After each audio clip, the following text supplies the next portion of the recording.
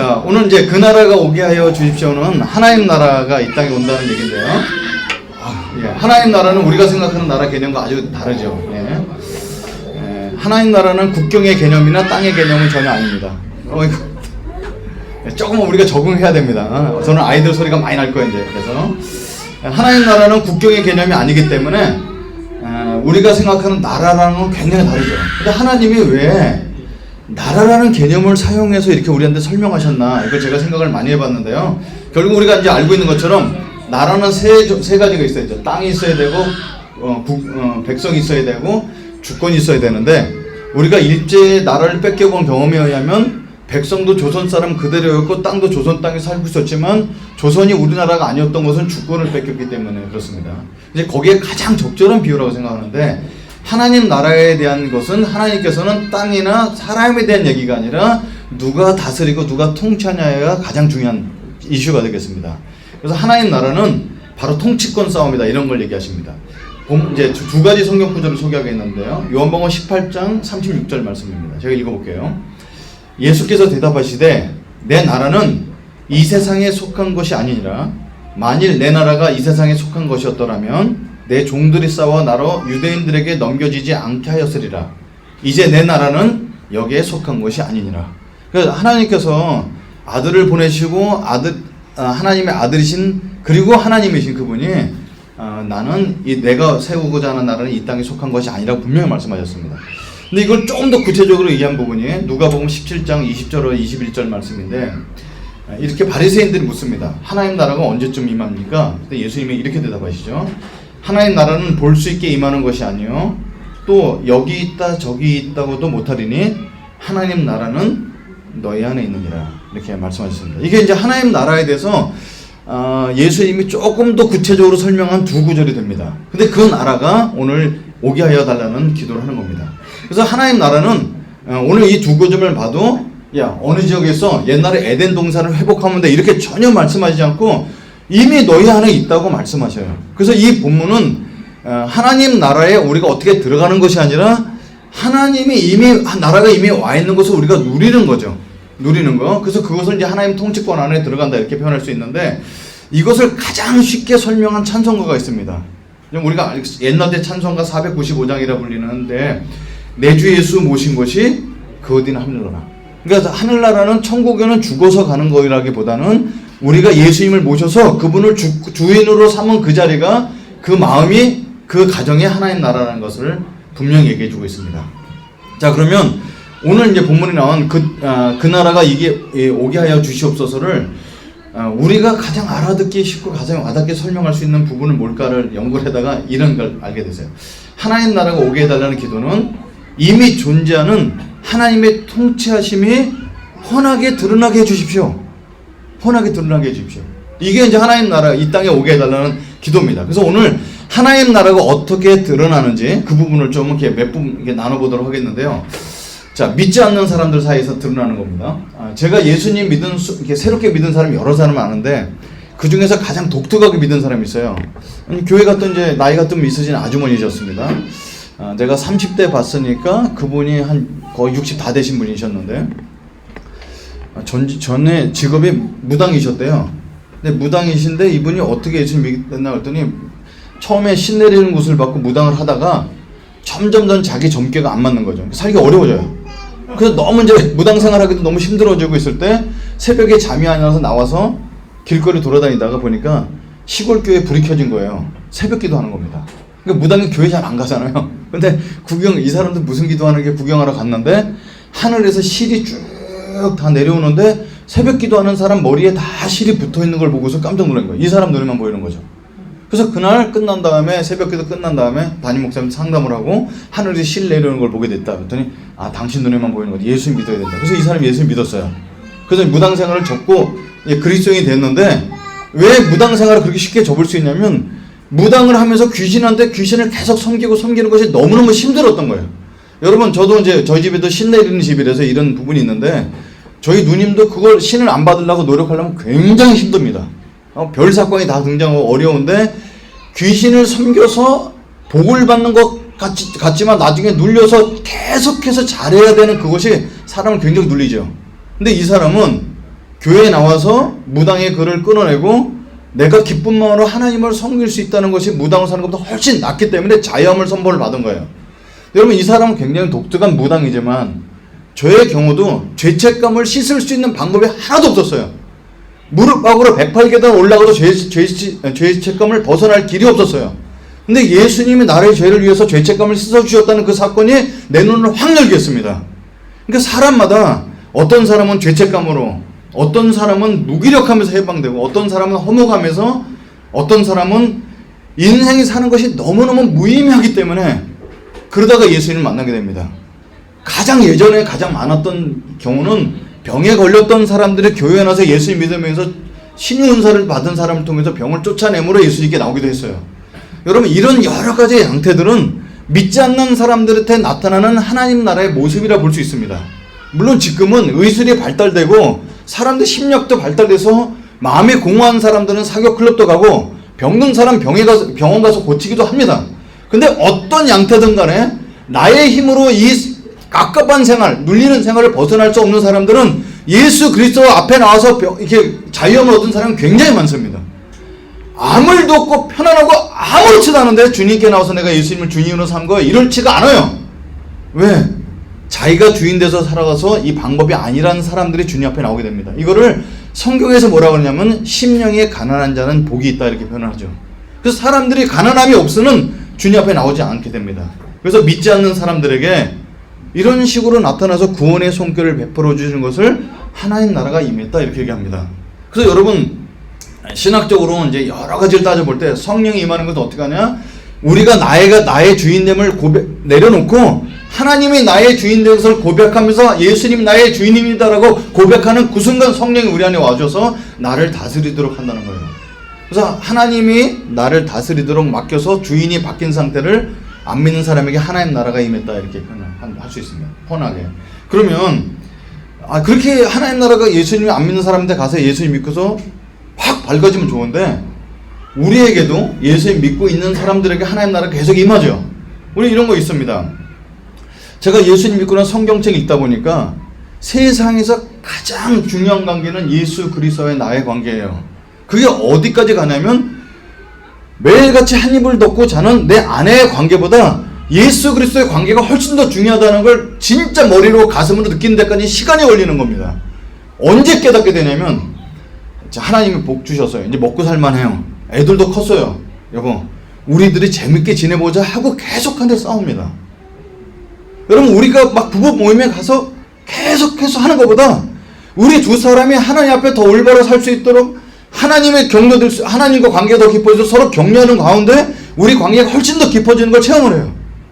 여러분, 오늘 아침에도 일어나서 아내가 꿈을 꿨던 거 이런저런 얘기하고 자기 소명받은 걸 얘기하고 하나님 너무너무 감사하다. 그래서 침대에서 손잡고 저를 위해서 오늘 설교하는 저를 위해서 축복 기도해 줍니다. 여러분, 이거를 우리 두 사람이 프로그램을 짜고 같이 친해지려고 하면 안 되는 것이 하나님께 더 접목되고 내 영혼이 주님이 정말 우리 부부 사이보다 더 가까워지는 고백할수록 가까워지는 걸 체험하면서 부부관계도 하나님 나라가 임하려면 주님 관계가 더 중요하구나, 이런 걸 깨닫게 해주죠. 성경 읽다 보니 부부관계도 한정적이라는 거예요. 왜? 하나님 나라에는 결혼이 없으니까 부부관계도 이 땅에 사는 동안 일시적이구나, 부모와 자식 관계도 일시적이구나. 여기 제 또 두 딸 앉아있지만 지금은 아빠라고 부르지만 천국에 가면 같이 형제자매예요. 너 엄마 아빠가 없어지니까. 그러니까 이 땅의 모든 관계는 다 일시적이고 한시적이지만 예수 그리스도의 나의 관계는 영원하구나, 이걸 성경 말씀 읽고 점점 깨달아가면서 주님이 모든 관계의 최고봉이십니다. 내 인생의 계획을 짤 때도 주님이 가장 최고봉이십니다. 어떻게 하면 내가 진로를 짤 때마다 하나님께 어떤 영광을 돌릴 수 있는지를 생각해 보게 됩니다. 그걸 억지로 하는 것이 아니고 그분이 나의 주인이기 때문에 내 인생의 계획을 짤 때 최우선의 고려 대상이 된다는 거예요. 가정의 주인이 예수님이 되십니다. 예전에 저희 집에 제가 선교사를 가기 전에 누가 버린 걸 나무 조각을 갖다 놨어요. 그 뭐라고 써냐면 이 집의 가장은 예수 그리스도이십니다, 이렇게 써 있었어요. 그래서 그 좋은 말이라서 그 조립식 건물에 걸어놨거든요. 한 학생이 우리 집에 놀러 왔습니다. 저한테 간사님, 이 집의 가장은 누구세요? 그래서 나지? 그랬더니 다르네요. 여기 가장은 예수 그리스도가 돼 있는데, 여러분 이건 뭐 좋은 문구니까 갖다 걸어놓고 내가 가장이라고 생각하죠. 근데 여러분 이게 내가 가장이 아니고 예수 그리스도가 가장이구나 하고 고백하는 것이 한 번 믿는다 확 되지 않고 계속 부딪히고 깨지는 가운데 주님이 우리의 주인인 걸 다 알게 되죠. 성경에 좋은 본들이 있습니다. 여러분 사사기를 읽어보면 갈렙이라는 사람이 나오는데 여러분 갈렙이 살았던 시대는 지금서부터 3200년 전이에요. 3200년 전은 교육도 없고 글도 걸로 없었던 시대에 아빠하고 딸이 얼마나 관계가 좋냐면 그 당시는 자기 영광에서 딸도 번제로 드릴 때야. 딸들은 딸 낳잖아요. 그러면 군사로도 못 써보니까 야 정략 결혼할 때 써먹는 존재였어. 그 당시는 그렇게 여성 인권이 거의 없을 그 당시에 갈렙이 자기 딸을 시집 보낼 때 야 너 남쪽 장에 시집 가는 거 어떻겠냐. 그러니까 아버지 말이라면 죽고 못 사는 그런 시대에 딸이 갈렙 아빠한테 얘기합니다. 아빠 날 남쪽으로 시집 보내니까 우물도 하나 주세요. 지금 얘기하면 그 당시의 우물은 단순히 물 먹는 우물이 아니라 지금 같으면 중소기업이나 대기업 하나 달라는 겁니다. 딸이 아빠한테 그렇게 얘기해요. 그러니까 아빠가 딸이 너무 이뻐서 아랫셈과 윗셈 두 개를 줍니다. 이거는 그 당시에 전 세계 문화 쪽에서도 딸 시집 볼 때 그렇게 보내는 사람이 없어요. 이게 사사기를 앞에 보면 하나님을 주로 삼았을 때 아빠와 딸 관계, 가족 관계가 얼마나 따뜻한 걸 보여줍니다. 여러분 룻과 보아스를 보세요. 룻이 와서 쭉 사는데 하나님을 믿는 그 부자 그 남자가 은혜를 베풀어서 이 사람을 사랑해주는 모습이 저는 그 룻기를 읽다 보면 드라마 보는 것보다 훨씬 재밌었어요. 얼마나 많이 읽었는지 몰라요. 여러분 거긴 아주 19금도 살짝 나와요. 너무너무 재밌게 써놨어요. 기가 막히게 써놨는데 거기서 그 보아스라는 사람이 자기 옷자락을 덮어주면 그 사람의 모든 과거를 다 싸매줍니다. 너무너무 아름다운 사랑 이야기. 아 가정은 예수 그리스도를 주로 삼으면 이렇게 되는구나. 그래서 이 가정에서 예수 그리스도가 나오죠. 그래서 성경에 읽다 보면은 가정이 어때야 되는지 우리 삶이 어때야 되는지 점점 배우게 됩니다. 그래서 주님 앞에 주님이 너무 좋아서 기쁘게 섬기다 보니까 하나님 나라가 나한테 점점 오게 되죠. 그래서 믿고 있는 사람들은 끊임없는 이런 노력을 하게 살게 되죠. 그리고 우리 교회는 세울 때서부터 생활 선교사를 파송하는 교회였습니다. 왜?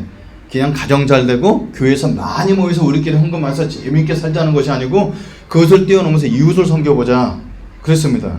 그래서 생활 선교사 우리가 어떻게 하냐 계속 연구를 해봤더니 우리 교회가 돈을 내고 몰아서 사회 사업을 하는 것이 아니고 우리가 있는 모습 그대로 내가 할 수 있는 모습 그대로 애기 엄마면 애기 엄마대로 직장 말단이면 말단인대로 간호사 말단이면 말단인대로 자기가 할 수 있는 범위 속에서 하나님 주님이 나의 지금 말단 직원이라면 어떻게 지금 내 이 썩어 빠진 아니면 부조리가 많은 이 땅에서 하나님 나라를 펼칠 수가 있겠습니까? 자기가 할 수 있는 것만큼 소명대로 살 수 있었어요.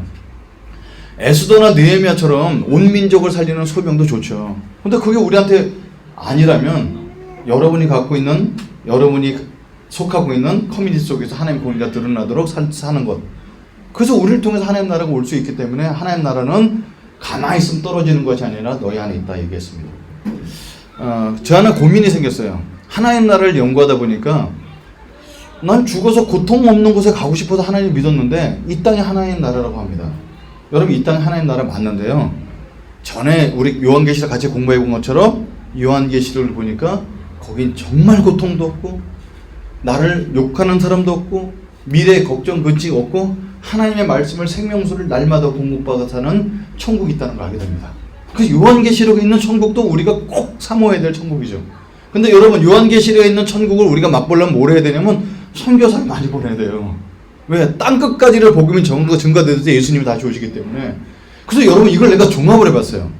그러면 안 믿는 사람에게 하나님 나라에 임하는 것은 우리가 뭐로 표현해? 평상시에 전도해야죠.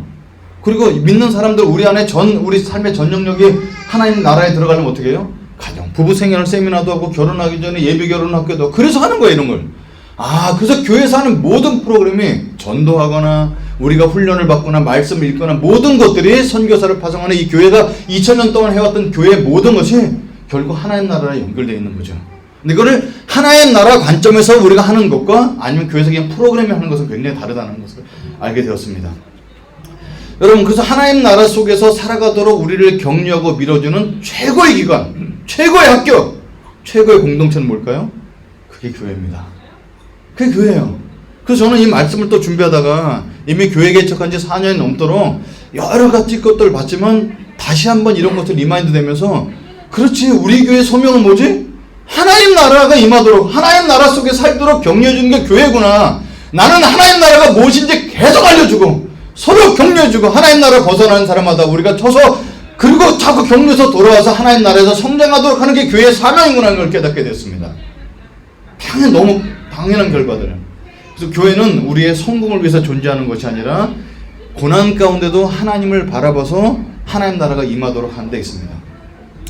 그래서 교회 안에는요, 교회 안에 우리 식구들이 교회 안에서 느껴야 될 가장 어떤 사랑이나 감정은 뭘까를 생각해 봤는데 그건 동지애라는 거예요. 동지애. 아, 세상 나와서 그렇게 깨지는구나. 변화되지 않는 너 때문에 너무 아프구나. 사실 나도 그런데. 그래서 우리가 보혈 앞에 더 나가야 되지 않겠냐? 서로 이런 동지애가 일어나는 것이 교회예요. 그래서 교회는 핍박 가운데 어려운 가운데 사랑이 막 넘치고 하나님의 영광이 막 드러나는데요. 교회 안에 경쟁 관계가 시작되기 시작하면 평화가 깨집니다. 오늘 여러분 우리 그 매일 성경과 큐티를 하는데 오늘 본문이 어딘지 아세요? 주일날 큐티 안 하시죠? 그 큐티는 의무는 아닙니다만 오늘서부터 빌립보서입니다. 빌립보서인데 빌립보에서 목적을 그 앞에 쭉 써놨어요. 딱 하나예요. 빌립보는 하나님의 복음 때문에 너무 행복한 교회였고 다른 교회는 바울한테 억지로 헌금을 내고 그래서 너희들 헌금 준비하라 이렇게 얘기했는데 이방인 중심으로 된 교회는 헌금 얘기를 전혀 안 했어도 평생을 통해서 바울에게 선교 헌금을 보내는 너무 훌륭한 교회였어요.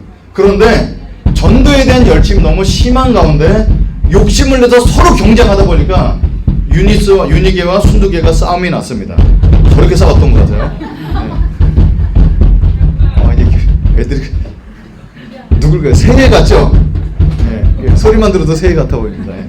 유니계하고 순두계가 싸움이 나서 서로 싸우는 걸 손가락질에 싸우는 게 아니고 내가 맡은 여성교회가 훨씬 더 훌륭해. 내가 맡은 것이 전도를 훨씬 더 열심히 하고 있어. 이거를 보고 있던 바울이 야, 허용으로 하나 다툼으로 하나 그것은 복음이 전파되는 건 좋지만 너희들이 하나님 나라가 없지 않냐. 이것을 고민하게 됩니다.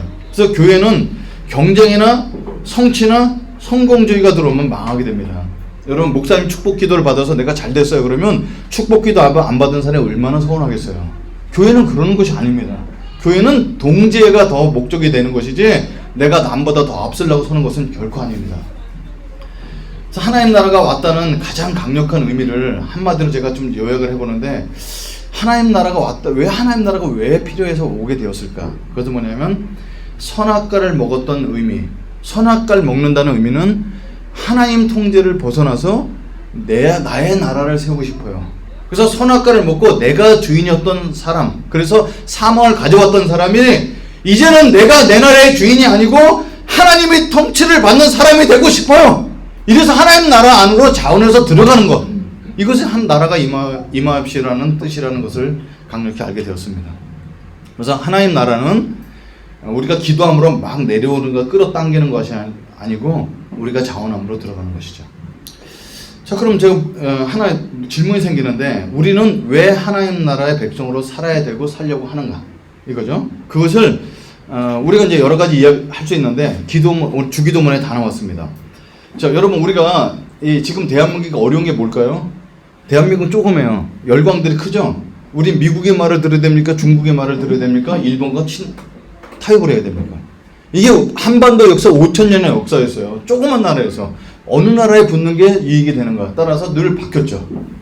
그러니까 사실은 이 힘의 논리라면 우리가 하나님 나라에 들어가서 살아야 될 이유는 하나님 나라가 가장 강력하고 하나님 나라가 가장 영원하기 때문에 좋은 나라에 붙어야죠. 이렇게 볼 수 있죠. 근데 그렇게 되면요 하나님이 무서워서 섬기는 게 됩니다. 그럼 율법주의자가 되죠. 그래서 하나님은 이걸 다 제거하시고 뭐라고 하셨냐면 이 모든 것보다 우선되는 것은 우리가 왜 하나님 나라 백성이 되어야 되냐면 하나님이 선하시기 때문에 좋으신 아버지이기 때문에 그래서 하늘에 계신 우리 아버지요 라고 처음에 기도를 시작했고 그 이름이 구별되어 영광 받으시기 때문에 그 영광스러운 그 나라에 내가 당신 나라가 백성이 되겠습니다 라고 이렇게 순서를 정해주셔서 기도를 시키신 거라고 생각합니다. 네, 이 일을 제기를 하나 할게요. 어떤 이 일을 제기하냐면 여러분 한 주간 동안 살면서 하나님 나라에 사는 것이 계속 24시간 365일 깨달으시나요? 제가 안 그렇거든요. 그러니까 실천이 쉽지가 않아요. 설교를 준비하면서 지난주 설교를 내가 몇 %는 기억할까? 아니면 과연 나 자신과 내 가정과 나의 대인관계 안에서 하나님 나라에 과연 충만할까? 여러분 지금 제가 5년째 화해를 못하는 사람이 있어요. 그 사람도 하나님 잘 믿고 나도 하나님 믿는 사람이에요. 화해가 안 돼요. 왜? 오해가 있는데 지금 오해를 풀 수 있을 정도의 시간이 지나지 않았어요. 하나님 나라가 아직 임하지 않은 대인관계도 있습니다. 말씀을 준비하고 성경책을 읽고 책을 읽고 오늘 원고를 설교를 하기로 제가 마음먹을 때 원고를 읽고 프린트해서 고쳐서 또 읽고 새벽에 일어나서 프린트 또 해서 빨간색 칠하고 또 합니다. 근데 설교자 자신도 하나님 나라에 대한 존재감을 잊고 살 때가 많은데 과연 일주일에 한 번씩 와서 설교 듣는 사람이 얼마나 오래 하나님 나라를 생각하며 살까 하는 게 저희 이의제기입니다. 왜 우리는 받았던 은혜, 들었던 감동의 설교, 암송했던 말씀이 우리의 삶을 하나님 나라로 완전히 사로잡지 못하는가가 제가 예수님 믿은 지 30년 동안 고민입니다. 제가 가끔 부끄러운 고백을 하지만 내 자신에 실망하고 앉아서 주님 앞에 이렇게 기도도 안 나올 때는요, 어떤 생각을 갖게 되냐면 나는 과연 거듭난 사람인가 이런 질문을 합니다. 제가 볼 때 1년에 한두 번 정도는 심각하게 고민하는 것 같아요. 내가 대학교 1학년 때 잠깐 믿은 척한 걸 그걸 지금은 날 속이고 있는 거 아닌가? 내 속에 과연 하나님이 계신가 이런 걸 많이 묻습니다. 왜? 어제 부흥회 가서 사람들을 그렇게 눈물로 주님 앞에 기도하고 은혜를 다 끼치고 월요일날 퍼져갖고 죄를 짓고 있는 내 모습은 어저께는 완전히 거짓말쟁이고 오늘 진짜 내 모습 같으니까 과연 나는 하나님을 바로 섬기고 하나님 나를 진짜 믿고 있는가 이런 질문을 한다는 거예요. 그래서 낭망하고 있을 때 다시 성경책을 읽죠. 그럼 복음서에 하나님이 나를 사랑하는 것이 뚝뚝뚝뚝 떨어져 있습니다. 로마서에 갈라디아서에 나의 힘이 아닌 예수 그리스도의 보혈과 성령의 인치심으로 그 은혜를 말미암아 구원받았다고 너무너무 강력히 말씀해 주세요. 그렇구나. 나의 힘으로 된 것이 아니고 그 은혜, 예수 그리스도를 말미암아 구원을 받았구나라고 알아요.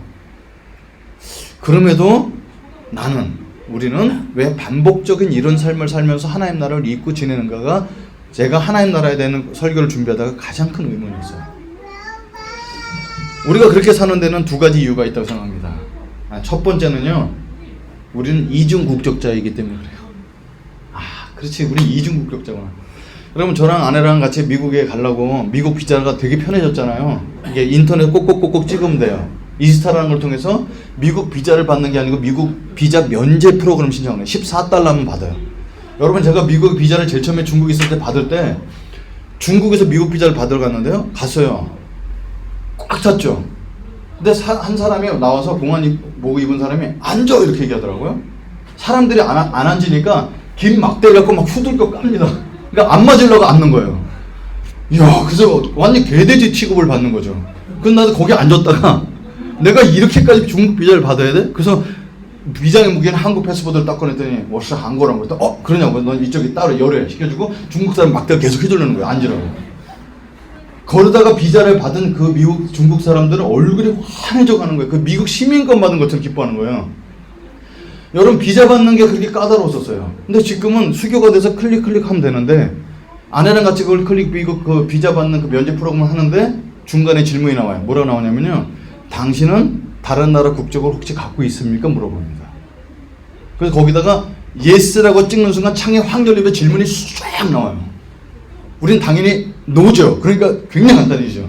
그러니까 거기서 깨닫는 게 있어요. 이중 국적은 내가 여기도 붙었다 저기도 붙었다 할 수 있는 것 같지만 굉장히 삶이 복잡하다는 거야. 난 이쪽 사람도 아니고 저쪽 사람도 아닐 수도 있으니까. 여러분 이중 국적이에요. 우리는 태어날 때부터 예수를 믿는 순간 이중 국적이에요. 한 나라를 버렸으면 좋겠는데 죽기 직접 전까지는 이중 국적을 살 수밖에 없어요. 그래서 이 나라 통제도 받고 저 나라 통제도 받는 거예요. 근데 문제는 하나님 나라는 막 우리를 강압적으로 통제하는 나라가 아니라 우리가 자원함으로 들어가야 되는 나라고, 오늘 예배 끝나고 월요일날 눈 떠서 직장에 출근하자마자 강압적으로 세상의 나라가 들어옵니다. 이 갈등 속에서 살 수밖에 없다는 거죠. 이승재라는 사람이 믿음이 너무 부족해갖고 그렇게 자꾸 죄를 짓기도 하고 반복하면서 주님 앞에 나와서 말씀을 갖고 억지로 충정받아서 사는 사람이 거듭나지 않은 사람이 아니라 이중국적자는 그럴 수밖에 없다는 걸 깨닫게 됐습니다. 발버둥 치지 않으면 눈에 보이지 않는 하나님 나라가 잊혀지기 때문에. 그렇기 때문에 주일날 와서 우리가 서로 격려하는 거예요. 격려해요. 우리는 뭘 부러워야 되냐면 나중에 우리 아이들 크잖아요. 그럼 부모들끼리 비교할 수밖에 없어요. 여러분, 내가 좀 부족한 게 괜찮은데 똑같이 자란 자식이 잘 안 되면 되게 힘들어합니다. 부모님들 내가 많이 봤어요. 얘는 공부를 잘해. 그래서 대학 준비도 잘하고 우리 애는 돈을 갖다 쏟아부어도 전문대는 못 가면 화가 나죠. 근데 우리는 이걸 비교해서 힘들어할 것이 아니고 저 사람이 하나님 나라에 가깝게 사는 걸 부러워야 되는 사람이라는 거예요. 한 집사님 찾아오셔서 웁니다. 왜 우세요? 그랬더니 헌금을 많이 못하세요. 아니 많이 하셨는데요 집사님. 아니 저 사람은 나보다 훨씬 못 사는데 나보다 훨씬 더 많이 했단 말이에요. 나는 그런 믿음이 없어요. 그러고 오는 거예요. 여러분 그거 비교하는 것이 나쁘지만 저는 누가 자식보다 잘 됐다는 그거 배합하는 거 훨씬 낫다고 생각해요. 내가 믿음이 저 사람보다 없는 거. 그러니까 왜냐면 우리는 그렇게 격려 받아야지만 하나님 나라 속에서 겨우 살 수 있는 사람들. 이중국적자이고 이 땅에 사는 이 국력이 훨씬 더 세 보이기 때문에. 우리가 또 이게 반복적인 삶을 사는 두 번째 이유는 사탄의 나라가 패했지만 아직 그 전쟁이 끝나지 않았기 때문에 그렇습니다. 우리가 다 알고 있는 얘기죠. 여러분 하나님 살아계십니다. 믿으시죠? 사탄도 살아있습니다. 사탄도 살아있습니다. 하나님은 자발적으로 찾아가서 성경 읽고 어떤 분인가 알아서 순종해야 되지만 사탄은 막 치고 들어옵니다. 사자가, 배고픈 사자가 성경에 나왔잖아요. 우리를 찾아다니면서 삼킬 자를 찾아다니는 거야. 나의 연약함을 너무너무 잘합니다. 성령 충만할 때 그 부분을 다 건드립니다. 여러분 이 부흥회 다니고 은혜 받을 때 가장 사탄의 역할을 하는 사람이 와이프라고 그래요. 목사님들이 와요. 그렇게 막 깼는데 옆에서 한마디 두마디 던져서 막 까는 거죠. 그게 제 아내가 하는 것이 아니라 옆에서 계속 사탄이 공격을 합니다. 힘듭니다. 제가 이 주기도문 강의를 시작하면서 얼마나 힘든지 몰라요. 이 하나님 나라 얘기하는데 내 속에 막 하나님 나라가 임하지 않은 것 때문에 자책스럽다 여러 가지 얼마나 힘든지 몰라요. 중간에 기도가 이 사탄을 물러가요. 하나님 나라를 위해서 할 때. 그래서 방심하면 연약한 틈을 타고 와서 속삭이고 막 어떨 때 으름장 놓고 넌 그런 설교할 자격이 없다고 계속 얘기합니다. 사탄은요 계속 살아있어 지금까지. 나의 과거를 알고 나의 연약함을 너무나 잘합니다. 그래서 우리는 계속해서 주님 앞에 나가서 기도해야 돼요. 사탄과 맞짱 떠서 이길 수 있는 존재는 여기에 단 한 명도 없습니다. 저를 포함해서. 그들이 지혜가 더 강하고 지혜가 더 있고 힘이 더 강하기 때문에. 그래서 주기도문은 그 나라가 오게 하여 주십시오로 끝나지 않고요. 우리를 시험에 들게 하지 마시고 악에서 구하여 달라는 보호의 기도가 이어집니다. 그러니까 이 주기도문은 너무너무 완벽한 기도예요. 이 싸움을 계속 잘 싸우도록 격려하는 것이 어디냐면 교회예요. 교회예요. 그래서 여러분 교회 안 나오면 자꾸 나오라고 하는 것이 여러분 여기 뭐 우리 의자들 많지 않은데 더 와서 꽉꽉 서서 예배드리면 더 영광스러울 수 있지만 몇 주 계속 안 보이면 힘들겠구나. 내가 우리 졸업생들 만나보잖아요. 나사렛들, CC 출신들.